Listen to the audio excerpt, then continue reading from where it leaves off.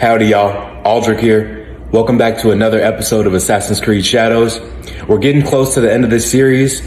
At the end, I'm gonna do a complete review, all the good, the bad, the ugly, and what I would like to see improved. If they do make another one, I assume they're gonna make another Assassin's Creed because we love this game. You know, like I really like this game. It's absolutely stellar. It's been an awesome series. I've played it through the years. Absolutely love it, absolutely enjoy it. Remember to like, comment, subscribe, and turn on that notification bell so you never miss a video. And y'all are the absolute best audience ever. Like seriously, thank y'all. So without further ado, let's do it.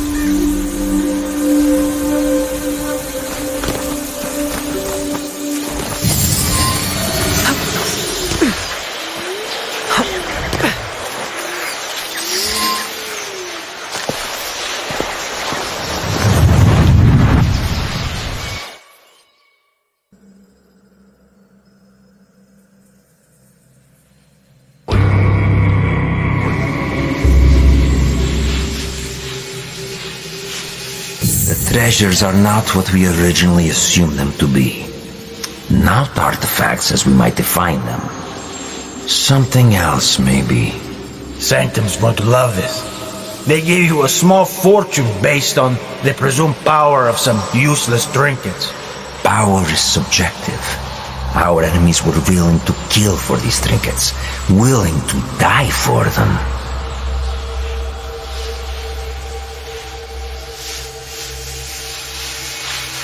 And you think the Sanctum will buy the word of fanatics and savages?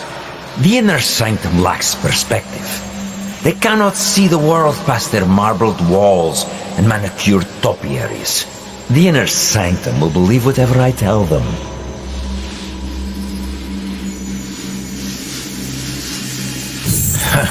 Useless shits or not, they'll have your head for this. Unless you plan to feed them more lies. I will feed them something better. Progress.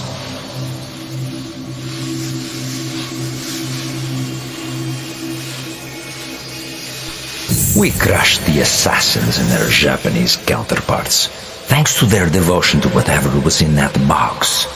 These treasures are just as potent as any artifact, if not more so. Symbols of Japan's virtues. At least what one of them said. Right before I claimed his tongue.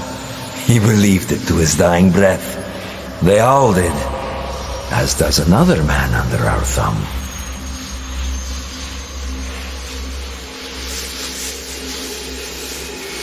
The Shogun and his bootlickers. The Shinbakufu. He seeks to trade those treasures for the throne. A gilded cage in a Templar court. The Shinbakufu will sing to our melody. A perpetual cycle of discord with no end in sight. Bloodshed. Great for business.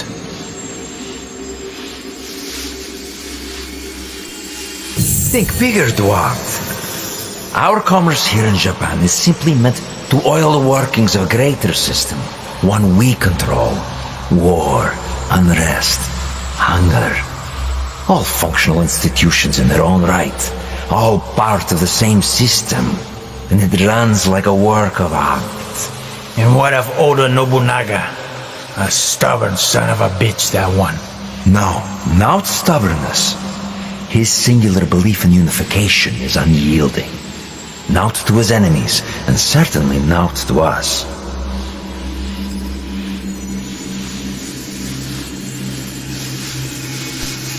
Then we got him. Kill his whole family. His men will turn on him. One is already thinking it. All he requires is a simple nudge. Why don't we kill the bastard ourselves?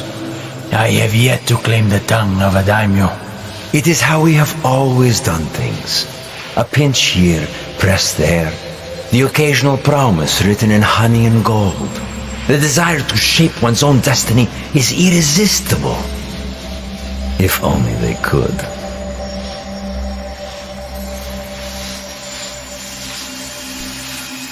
A good speech, senor. Then I suppose the inner sanctum will be pleased with our progress. Dear Duarte, we've only just started, and it will be nearly impossible to stop us. The people of this land fight for a destiny that no longer belongs to them. The deeper their divisions run, the sooner our plan comes to fruition. And when we are satisfied, we will finally give them the peace they seek. These men and their machinations. How do you feel? Misery, falsehoods, oppression. All carefully tuned mechanisms of control. Yes, I see. Events that transpired centuries before your time. And yet, you feel the connection. You can identify the shape of your enemy. You recognize the cage they've built around you. You are beginning to understand. Naoe and Yasuke's fight. It is your fight as well. Your journey has helped me see the aberration more clearly. It is an incompatibility with Animus' ego. It is what drives you to fight, to hope. She will find you, subdue you once more. I'm sorry. Your fight is one of many. You may meet an impasse, taste defeat, but you will not fail.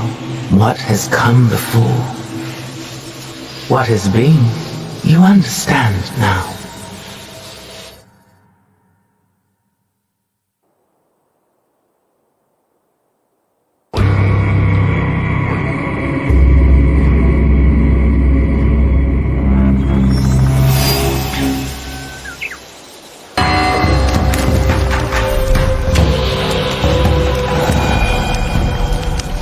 Always honor, never compromise.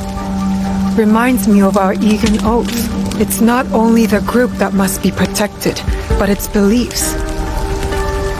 A letter. Kakushibaiki called themselves assassins, all slaughtered at the Kofun. This man must have died from his wounds. I hope the others escaped. A letter from Tsuyu. Someone displeased my mother. They always said I had her fire. Special construction in Yamato province. I wonder what that's about. Stay your blade from the flesh of the innocent. I saw this tenet in the Setsu Kofun.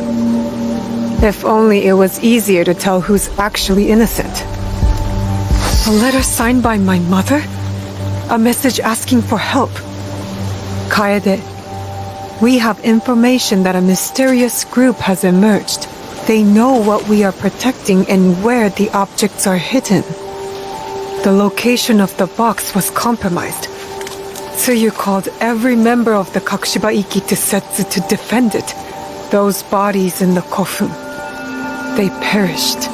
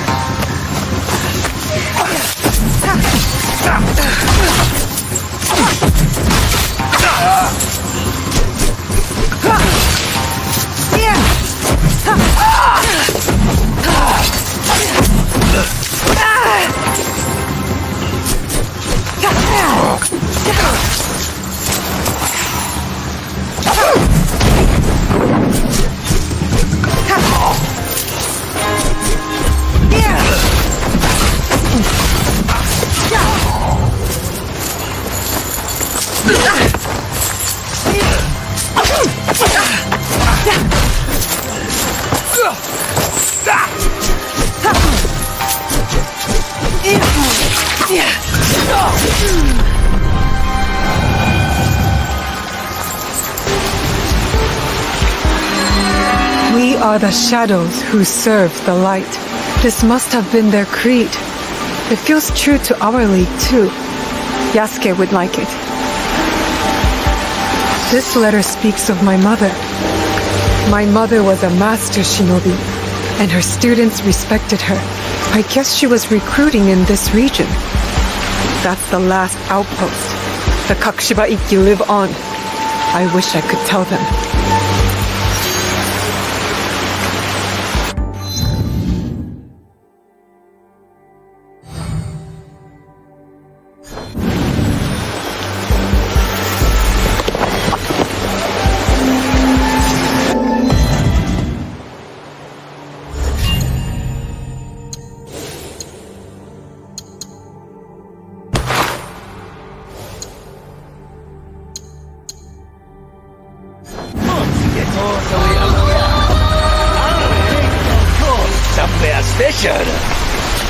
For Lord Nobunaga! The eagles! And on, and on, and on! What?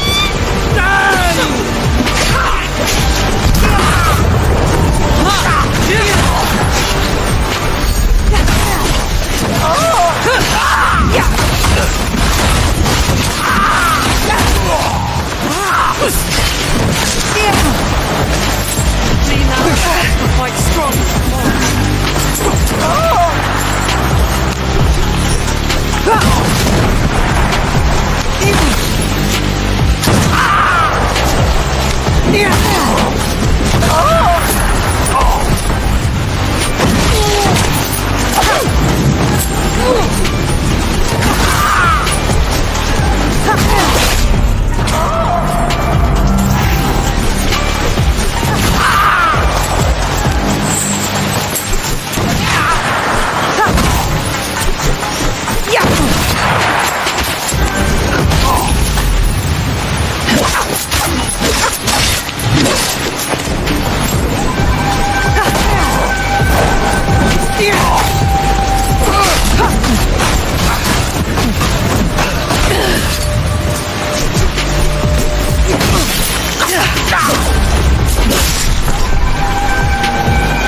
That man was deranged.